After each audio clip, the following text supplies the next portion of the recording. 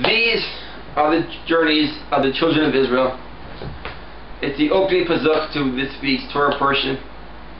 Why is it important that we know this, that we understand that the children of Israel journeyed during the desert, during the 40 years from the leaving Egypt into getting the land of Israel? Why do we have to know what these journeys are?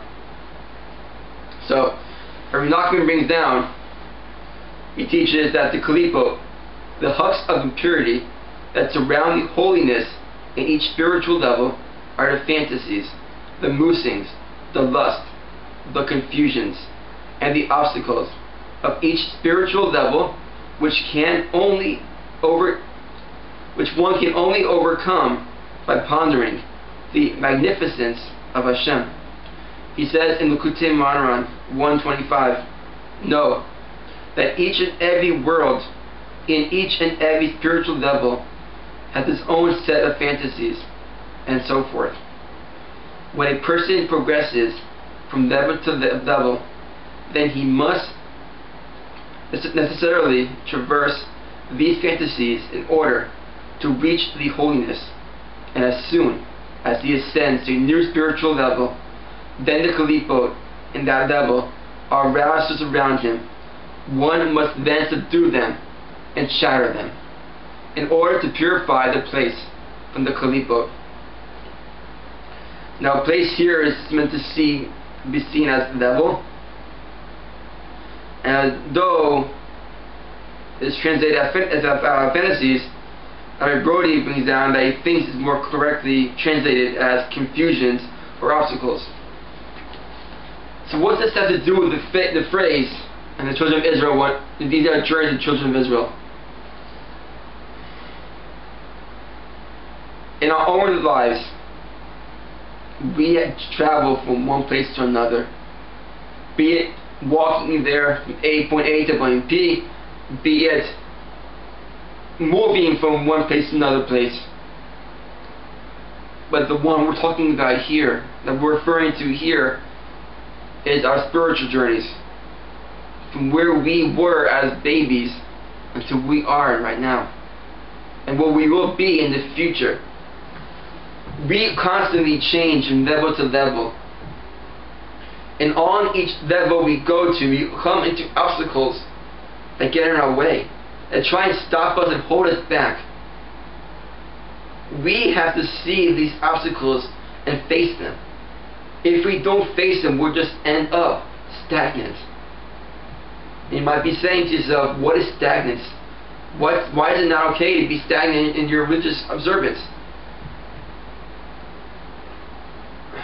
Rabbi Brody says that being stagnant in your observance is equal to waters that are putrid. You become nothing after a while. You just are what you are, and it becomes stale, and it gets boring. And that's when people lose their identity as a Jew, and they fall off, and they become secularized.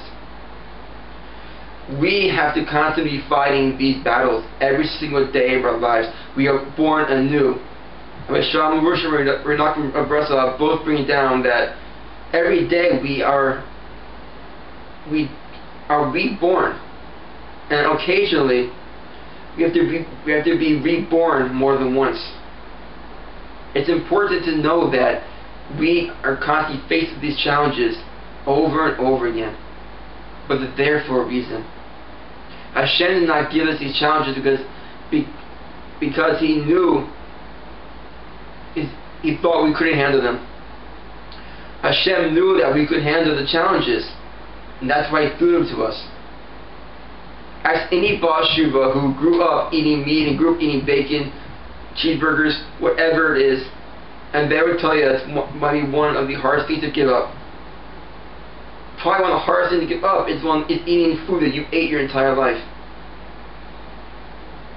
When you overcome that challenge of not being tempted by that food anymore, it's a great experience. It's a great feeling inside. You know that you progressed to a new level in your journey.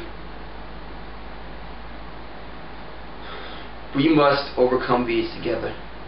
As Jews, we must encourage other Jews to overcome them. Be the support that they need to overcome them. We don't have a Torah to give us, to write down for us what we've gone through on our journey, like the people of Israel did in this time. We only have ourselves.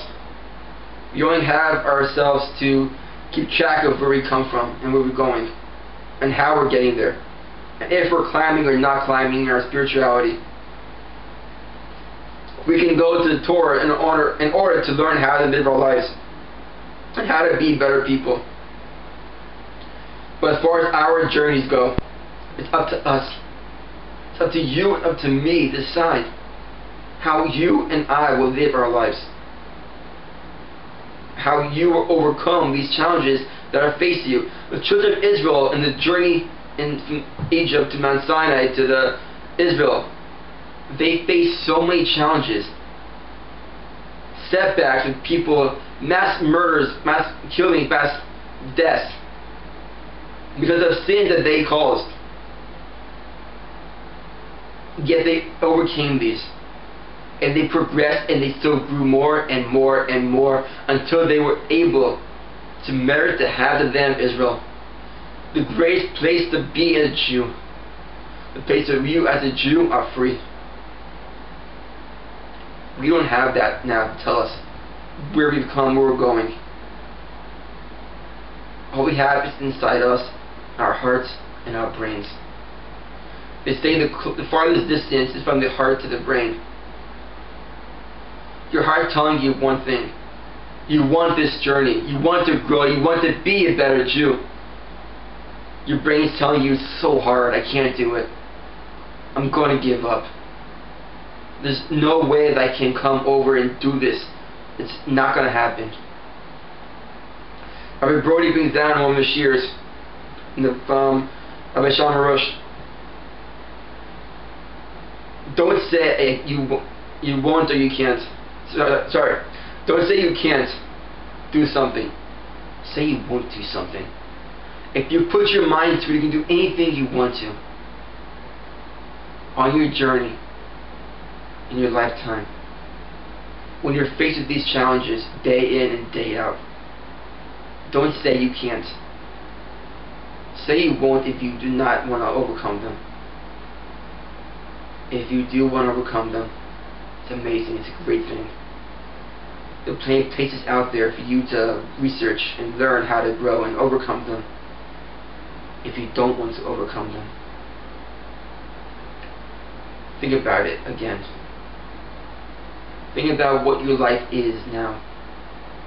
Think about the obstacle that you have to overcome. And is it something that you want to overcome, make you a better person? If it is it not worth it to do it? Or to at least attempt to do it? My bracha to you all watching is that you will be able to overcome these obstacles in your life and be able to mark down your journey and how have you grown spiritually from your day one as a kid, as a baby, to now as an adult, or as a teenager, or wherever you are. Have a beautiful weekend. Shabbos. I'll see you next week.